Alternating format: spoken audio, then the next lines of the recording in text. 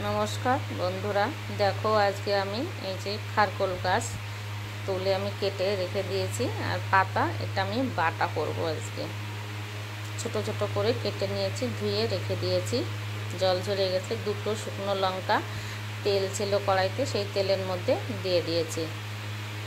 ওই দুটো ভাজবো লঙ্কা দুটো, তার মধ্যে দিয়ে দিলাম 2-3 কোয়া রসুন, গোটা রসুন ছাড়িয়ে দিয়ে দিয়েছি। তার মধ্যে দিয়ে দিলাম এই খারকোল পাতা গাছগুলো, দিয়ে এটাকে ভালো করে ভাজতে হবে, জল টানিয়ে শুকায়ে নিয়ে। দিয়ে দিলাম স্বাদ মতো একটু নুন, দিয়ে এবার এটাকে ভালো করে ভাজতে হবে। গ্যাসটাকে কমিয়ে কমিয়ে ভাজতে হবে। দেখো ভাজাটা কেমন হয়ে এসছে।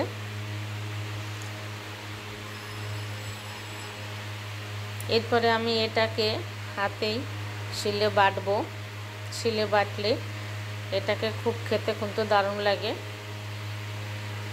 অনেকে তো শুধু পাতাই খায়, ডাঁটা তো খায় না। তাও ডাঁটা, আমরা ডাঁটাও খাই, পাতাও খাই। দেখো পেঁয়াজ কুচিয়ে রেখেছিলাম, সেটা দিয়ে দিলাম, সর্ষে দিয়ে দিলাম, দিয়ে এটাকে বাটবো। এইভাবে বাটলে কিন্তু একটু গরম ভাতের মধ্যে কিন্তু ওটা দারুণ একটু খাবার লাগে। আর যদি এটা খেতে যদি ইচ্ছে হয় তাহলে তো মাঠে ঘাটে গেলে তুলেও আনা যায়। যার এই সিজনটায় এইটা পাওয়াও যায়, আর এই সিজনটা মানুষ খায় বেশি, বর্ষা সিজনটায়। দেখো আমার বাটা হয়ে গেছে, আমি এবার তুলে নিচ্ছি।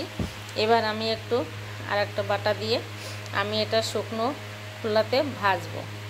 কড়াইতে আমি তেল দেব না, শুকনো খোলাইতে আবার একটু নেড়ে জলটাকে টানিয়ে নেব। তাহলে খেতে কিন্তু স্বাদটাও ভালো লাগবে, গন্ধটাও অসাধারণ লাগে খেতে। এটা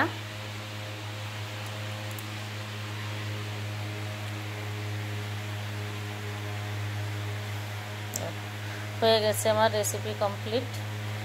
এই তুলে নিচ্ছি। বন্ধুরা, তোমরা বাড়িতে করে খেয়ে দেখো কেমন লাগে।